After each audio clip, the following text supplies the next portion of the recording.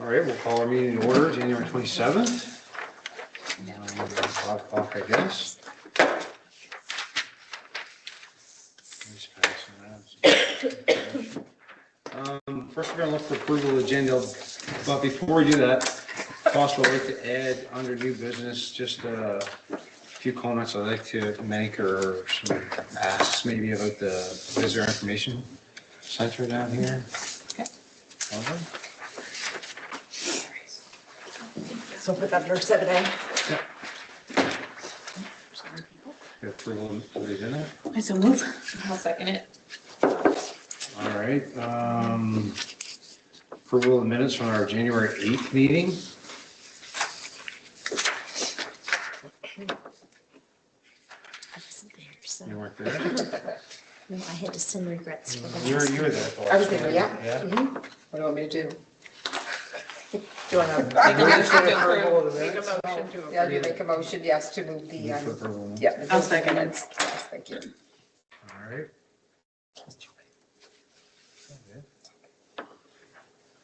Business arising. I think Val's going to give us a debrief on the public consultation meetings we had. Yep, so we'll just have some general conversation around the table. I think everyone had a chance to attend at least one or both of the sessions. And from my perspective, they were really great sessions. They really highlighted the alignment between the conversations around the table and what the community has envisioned for all of our properties. I don't think although our consultant was, their main focus is the 103 properties, I think we didn't narrow the conversation to that.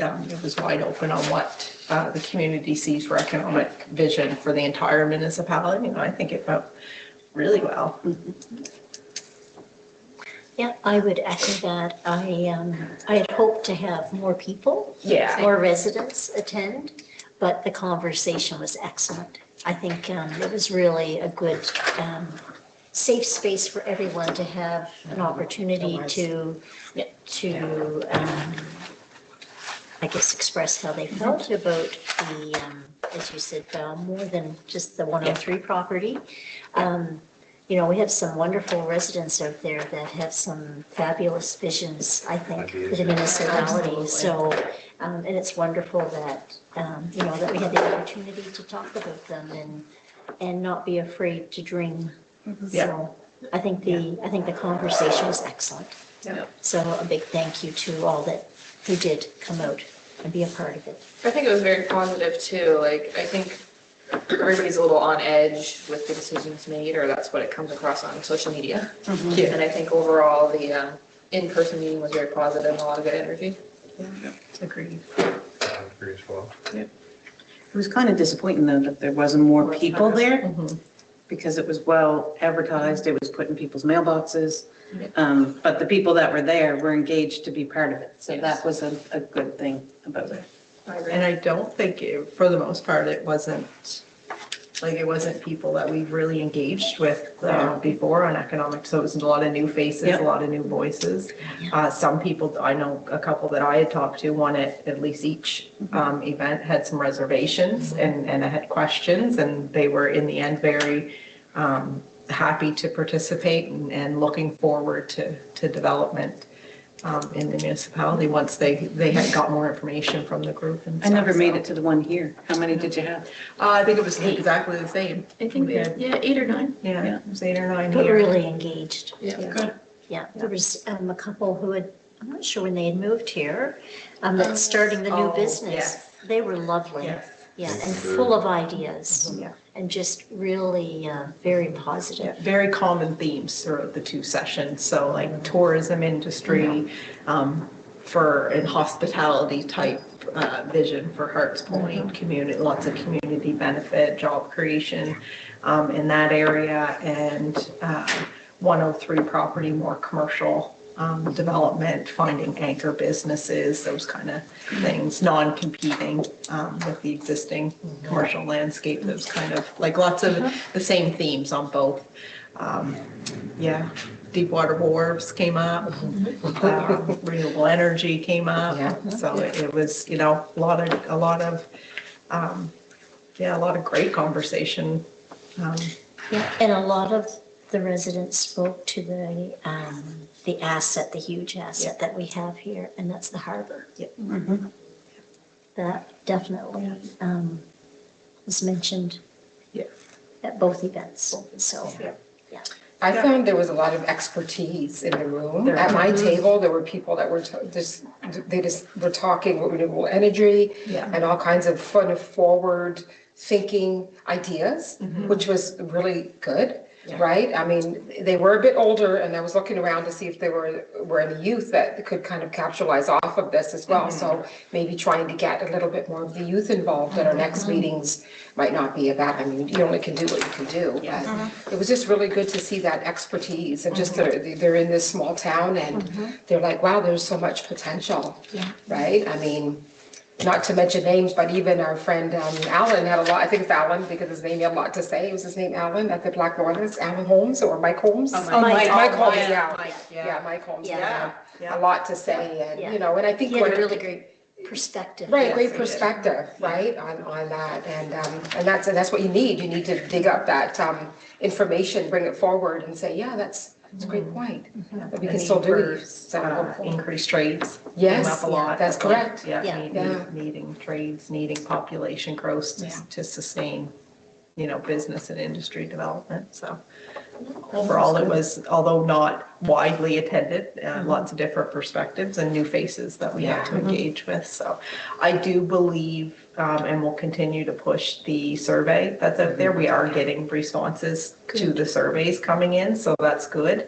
And they're getting new ones every day, so that is good. Anybody online? Dale, Warren?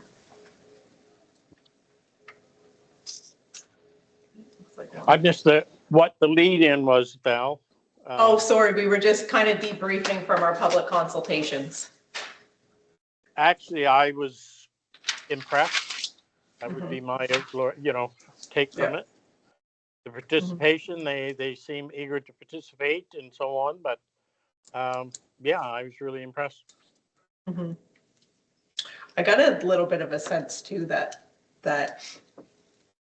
people are more eager to see Harts Point being a priority for development, and maybe that be the anchor location instead of 103. So that was just something I took away from it. So Yeah, we'll see. to that point, I think the impression I got is they were looking for something for industrial or whatever for that, but what, where Harts Point, they could come up with, well, maybe something for the harbor, maybe something for a hotel, anyhow. Yeah. So you mean 103 was more industrial leaning and Harts more? Yeah, I agree. I agree.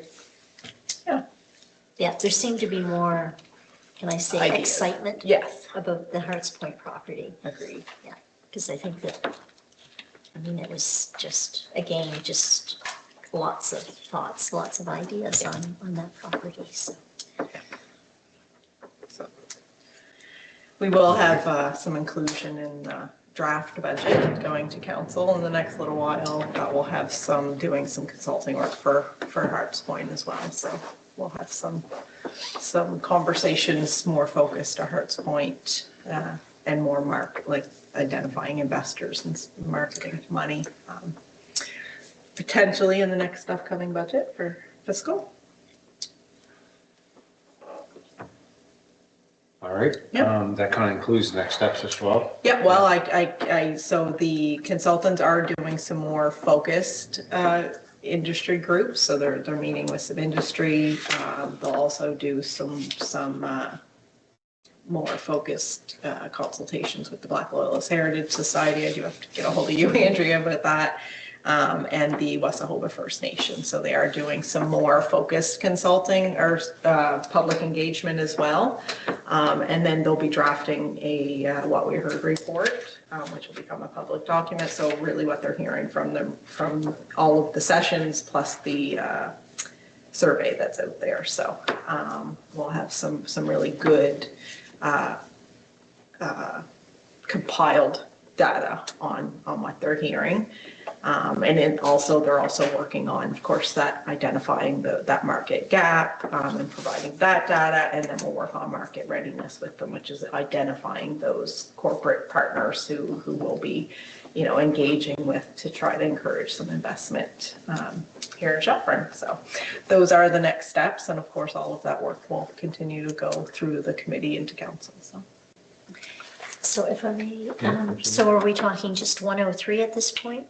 So Property, their or more mandate, than- so the what we heard report will be inclusive of everything they heard, but Okay. the market gap will be regional. So Okay. what they're looking at for gap data for what the region needs will be regional, and then the investor and market readiness will be just 103 properties. Yeah. All right. Moving on to actually properties, like was the last thing you just said there, so surplus lands, housing development, and the RFP, so Val's gonna speak to that. Yep, so we have had some inquiries regarding the surplus lands that have been identified ideal for housing development. So if you remember, the committee had categorized them for housing development, then went to council, they accepted those categorizations and then declared them surplus. So we have had some interest in the lands that were categorized for housing development. And as the committee knows, the municipality is doing some exploratory work on infrastructure down around the Clover Street and the Lake Road, which leads to our property. That's 101 acres, which was one of the housing properties.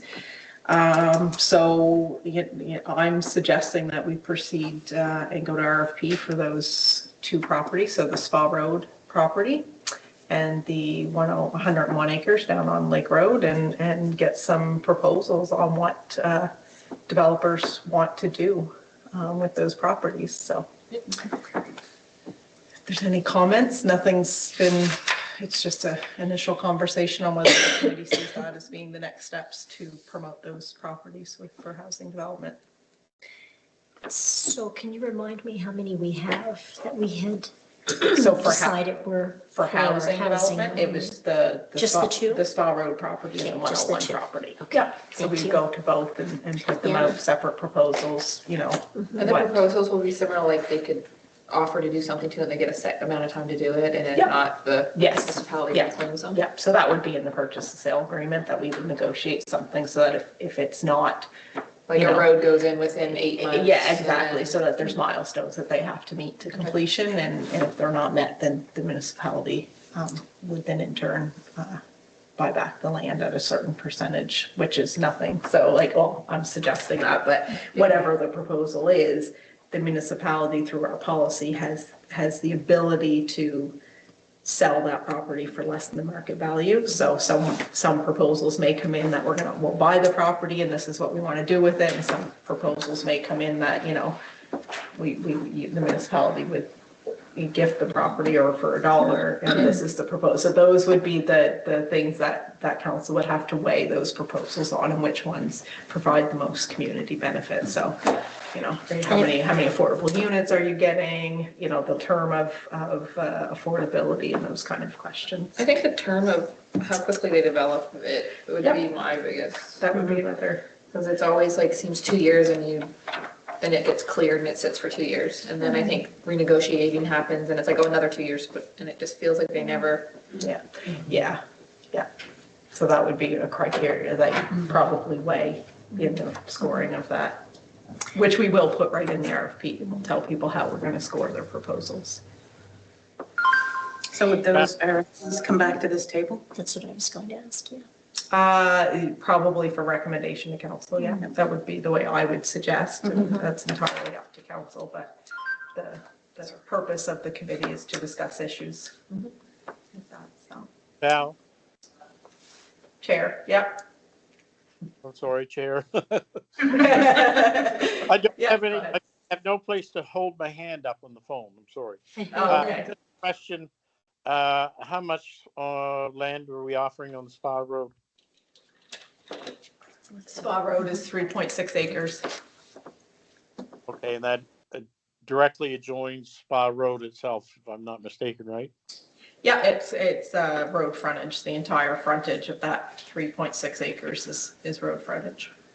Yeah. And issues with all the properties is lack of infrastructure. Lack of infrastructure, yeah. However, we can use the housing accelerator funding to potentially support infrastructure to both of those properties, but that would be what I would expect to see in a proposal, is the proposal would say, this is what we would expect from the municipality to provide. So you would have to look at the costs of providing those services if that's what they're asking for. I know there's housing developments going on in Barrington right now where they're drilling one well for 36 units. So it's possible. You don't need municipal infrastructure, so. Is there any other monies we can go after for infrastructure? Yes, there's always provincial, usually capital growth infrastructure. I'm not aware of any that are currently open, but they're usual annual release. So we would definitely leverage what money we have from the Housing Accelerator Fund against any provincial funding that we could get. It's usually 40 to 50% on infrastructure. Good. So I guess the next step with that is I'll draft up the RFP and like I said, we do have some interest from both private developers and nonprofit developers, so. Do you need a motion to move forward with the RFP? Yeah, we can. I don't have one prepared, but. I'm willing to make the motion to move forward with an RFP for the housing development at the 2 properties as discussed. Okay. And I'd second that. All right, moving on to the Housing Accelerator Fund. Potential for additional funding. I think Val's going to speak to that. Yes, that's just an information piece. We got notified last week, was it Jill? Maybe the week before, we got an email from the federal CMHC representative who said there are communities from the first round of Housing Accelerator Fund who were unable to meet some of their milestones. And won't be engaging any further. So there is some available funding left over that will, so when we do our annual reporting this month, there'll be some questions in that on whether or not we'd like to, whether or not we see opportunity for us to utilize more funding. So I think it said 10% of our original award, so it should be about $150,000 in additional funding. Substantial. So, Yeah, quite a few Yeah. wells. that's quite a few wells, yeah. So we will identify that we'd like to be considered for additional funding. So I don't know what attachment would we have to confirm more unit or consider more units or I do know we do currently, I don't have the numbers from PBSC, but we do currently have 27 missing middle, which meaning like they're apartment type, not single family dwellings. So we do have 27 currently permitted. And our commitment is This 40? year. Our commitment's 40. So they consider that to be an excelled community, like we're meeting all of our milestones and we do have, so we haven't reported that yet, but when we report that this month, we'll have the opportunity to say if we want additional funding, yeah. Yeah. So that was just an information piece for everyone. All right, second on that is the affordable housing grant policy. There's an application received. Yes, so we received an application. And you'll notice down on the agenda, there's contract negotiations in camera. So we'll further discuss the application at that point, but I wanted to let everyone know and the public know that we are receiving applications for that. So we have received one application. It was 9 units, 8 affordable in the Ingomar community. So, yeah. So from a developer who has projects completed in other communities, so successful projects completed. So yeah, so everyone will get a chance to review that and look at the contracts. We've had our lawyers draft up a contract that matches our policy. So yeah, so we'll discuss that a little bit further, but I wanted to make sure it was in the public that we had received that and that policy does exist, and we encourage others to continue to apply for that. You can find the policy on our website. All right, moving on to new business. I just want to bring something to the table, maybe just for a brief discussion. in regards to the Visitor Information Center. As probably everyone is aware, it didn't operate last year. Or maybe not the year before, in full capacity, yeah. So, there's been some meetings with the town, and municipality's been involved as well a bit. And the Chamber of Commerce was brought to the table at our last meeting. It sounds like the chamber is going to, it doesn't sound like the chamber is going to, working on drafting a letter to both the municipality and the town, looking for some funding to help run that Visitor Information Center again this year. Members of the chamber are agreeing to potentially, if the funding can come through to help manage the hiring and training and things that need to be done so that it not only runs, but runs efficiently. Some discussion around, previous years where people weren't properly trained, or they maybe weren't particular individuals that were there that could do a good job, based on training, based on experience, based on maybe even their age. I'm not so sure. So I discussed, kind of my take on it was, although the property is located in the town of Shelburne, I feel like as a business owner, certainly, we're talking about economic development here. I think that the tourist industry is probably some of the low-hanging fruit where we can do things efficiently. We can get them done quicker. We can do a few things and recognize benefits right away. It'd be great to see the municipality and the town coordinate on this. I recognize that sometimes that could be tough, but the Visitor Information Center does push tourists to certainly to the municipality. Yeah. It's not only a town, businesses that benefit from that. And I know for us in my business, people come in, lots of tourists are shopping at our store, and they come in and they want to know. We become the face. They're asking us questions. Where do we go? What are the things that we want to do? And we do our best, but we're not best positioned to give them all the information that a Visitor Information Center would be able to do, or I would hope that Visitor Information Center would be able to do. I just wonder, I guess, how everyone else felt about the responsibility, the financial responsibility of the VIC being shared between the municipality and the town, evenly. Not, it shouldn't be disproportionate, one person carrying more than the other. I recognize, or I understand that the municipality has contributed funds in previous years. It feels like in order to make that happen again, there will be an ask for additional funds over and above what has been given in the past. So I guess just maybe, how does everybody feel about the Visitor Information Center? Where do you think the funding should come from?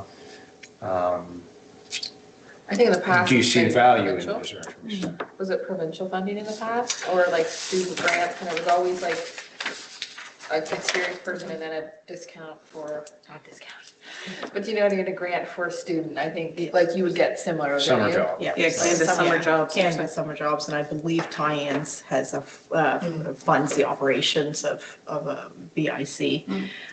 It's my understanding that the town applies for and normally receives. I guess they'd have no way to know if they'll continue to receive that upon application, but I do believe that applications have been submitted. I think so. I think so, yeah. Yeah. So I would assume, Am I correct? So we did meet, I'll let the board speak to that. We did meet with an individual who approached us. We haven't received an ask up until now, but we did receive, and I think. I think the timing is perfect because we will be into our budgetary discussions. I mean, we've done some preliminary, thoughts Yeah. with the strategic plan and different things like that. So the timing is right, for sure. I think, are we still supporting the town of Lockport? Yep. I think that grant is $3,500. $3,500. And I think that's what was given to the town of Shelburne previously. Yeah, through our But- grants organizations. Yeah.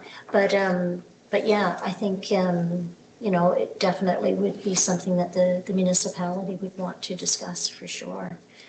There are lots of benefits of having the VIC working and being successful. People don't care what the boundaries are, right? No. They want, and for the municipality, the town of Shelburne and town of Lockport are our hubs.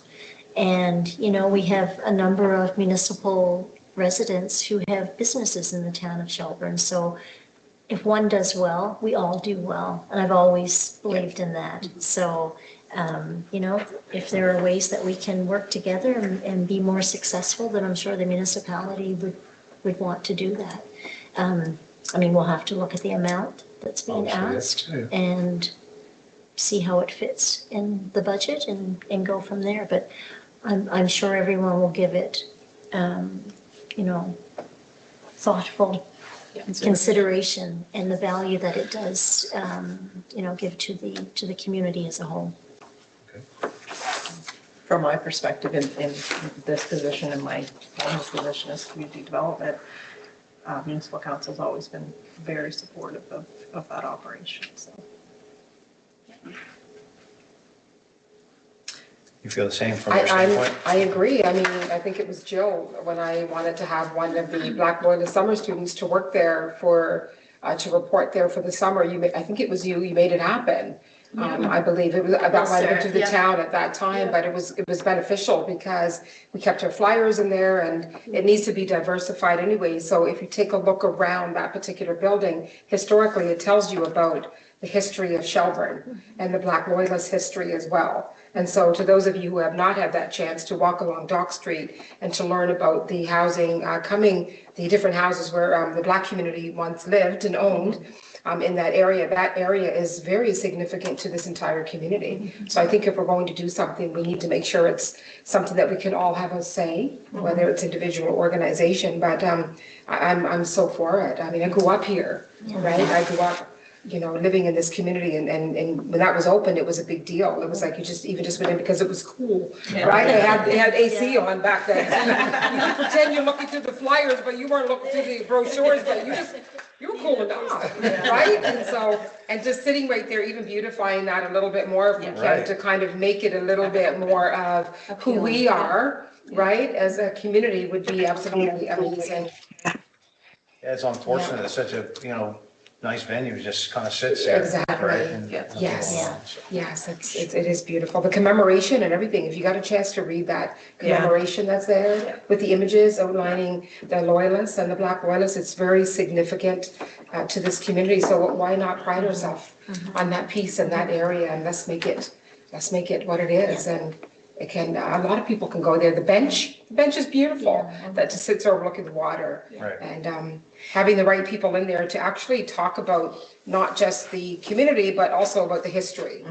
That is important. That is a key point. That's a The key person that, the main person that's there, we'll say, has to be educated. That's correct. And know what it is they need to Yeah. share. So Yeah, that is correct. having just a couple summer students Right. sit there and know what they're doing is not kind of the No. outlook that I have for That's it. We correct. need, I agree with we you. need Hazel Ketty back there. Yeah. Right. Somebody like that. Yeah. Somebody like Of course, that. And yeah. Hazel has agreed to Yeah. help Oh, good. with training and Oh, do good. some of the things. So. And, I don't think it's fair to put the responsibility of tourism in that way onto the businesses that happen to be there, That's right? kind of my point as well. yeah. Yeah. Yeah, Yeah. yeah. I mean, You need a certainly they don't dedicated mind. person, Yeah. your staff there. Yeah. There's also a working bathroom there, which is important. Well, that's another. Well, you get tourists going into businesses looking for bathrooms. Yeah. We have That's that. right. We have that a Yeah, lot. Yeah. so the facility, its operations are significant to the entire tourism industry in that waterfront. So, Yeah. Yeah. Yeah. And I agree with the board, when one's doing well, we're all doing well. So, Absolutely. yeah. we want to see everyone succeed because we're all in it together, so. I think at this point, it's gonna take everyone to make that happen, though, Yeah. you know? It seems like, I don't know what I did. you know, there's a bit to it, so. What was the funding formula before? Was the province or tourism in there or not? I'd have to look back at one of our grants, because they used to submit, the town would ask the municipality for operational funds through our grants organization. So in that application would be, you know, the budgets and financial operational information. So I'd have to look back, but I believe it was Canada Summer Jobs, Tyann's, the town, and the municipality. I think, I don't know what the ratios were, though. I'd have to look at that, but. Oh, you're, okay. Funding, tourism. You cut out there, Dale. Oh, Sorry. I'm sorry. Yeah, I probably don't have good connection. What would the tourism or provincial funding should have been a significant part of that? Yeah, it's likely. I'd have to look. I don't Yeah, even I want to don't try to recall. guess. I don't honestly recall. don't know. Okay. But there is a significant cost, well, I shouldn't say significant, but there is, you know, a cost to operating and running that successfully, that tourist center, tourist bureau, VIC. So Kind of showing my age, aren't I, when I say I still say tourist bureau. tourist bureau? I said tourist bureau, Visitor yeah. Information Center. Just- Yeah, just a little bit of, oh, I forgot what I was going to say. Not horrible. Oh, no, just a little bit of information for you, the chair, and I believe a representative from the chamber is also online. In receiving a request, council will usually then assign it to a staff member who will do a staff report, and all of this information will then come out and be presented to council in that way. So Councilor Richardson, you'll get that breakdown and recommendation if and when council receives the letter for support. Okay. That's generally how it works. All right, well, thanks everybody for their input on that. Okay, next, I guess we're gonna go in camera at this time. Yep. A couple things. So Councilor Richardson and Warren, do you want me to create a new in-camera link, or are you good to stay on this one? see you. I'm good to stay on this one, just so long as, Yeah, so long as we don't have any other people in. No, it looks like everyone else has left, so.